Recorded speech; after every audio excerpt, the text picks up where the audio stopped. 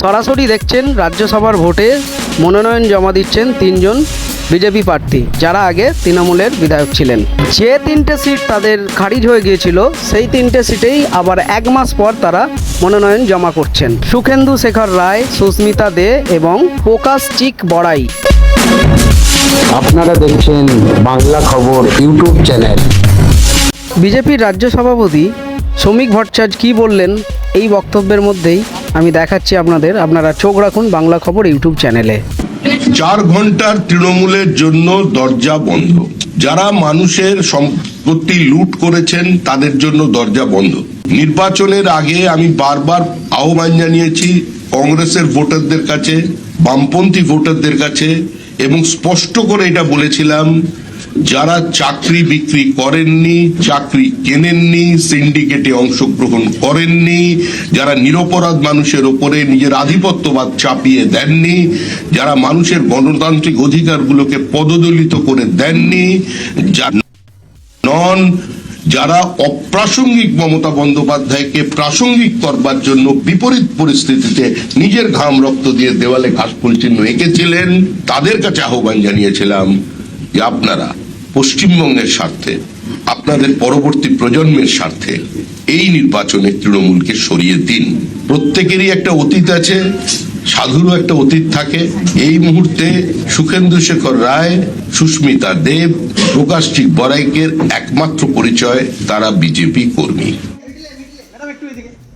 আমার খুব দুঃখ হয়েছে, কারণ আমরা ছোটবেলা থেকে দিদিকে সুতির শাড়ির হাওয়াই চপ্পলে দেখেছি। You know my background.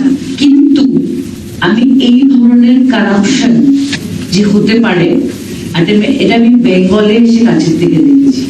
It is unbelievable. আমার যে ব্যাকগ্রাউন্ড, আমরা রাজনীতিতে দেশ সেবার জন্য এসেছি। আজকে যদি আমি রাজনীতি ছেড়েও দিই, I have no problem. I can put food on my table.